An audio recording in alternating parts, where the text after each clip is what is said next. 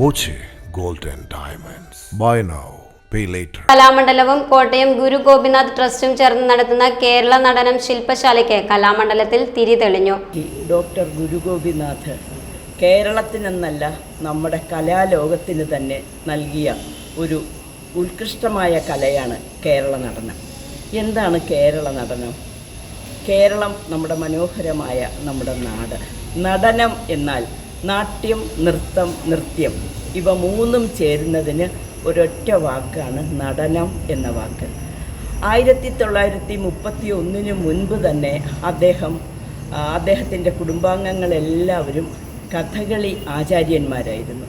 അവരുടെ കൂടെ അദ്ദേഹം 13 വർഷം കഥകളി അഭ്യസിച്ച് കേരള കലാമണ്ഡലത്തിൽ ശ്രീ വള്ളത്തോളിൻ്റെ അനുഗ്രഹത്തോടും അദ്ദേഹത്തിൻ്റെ അനുവാദത്തോടും ആശീർവാദത്തോടും കൂടി 1931-32 കാലഘട്ടത്തിലാണ് കേരള കലാമണ്ഡലത്തിൽ പഠിച്ചുകൊണ്ടിരിക്കുന്ന സമയത്ത് സഹനർത്തകിയും അമേരിക്കൻ വനിതയുമായ രാഗിണി ദേവിയുമായി ചേർന്നുകൊണ്ടാണ് കഥകളിയെ ലളിതവൽക്കരിച്ച ഈ ഒരു പുതിയ നൃത്ത ശൈലിക്ക് അദ്ദേഹം രൂപം കൊടുക്കുന്നത്.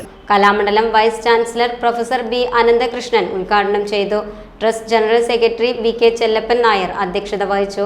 പ്രൊഫസർ എസ് ലേഖ തങ്കച്ചി, നന്ദനംകോട് വിനയചന്ദ്രൻ എന്നിവർ 3 ദിവസങ്ങളിലായി നടക്കുന്ന ശില്പശാലയിൽ ക്ലാസ് എടുക്കും. നടനം, നാട്യം, നൃത്തം എന്നീ ഇനങ്ങളിൽ ക്ലാസുകൾ നടക്കും.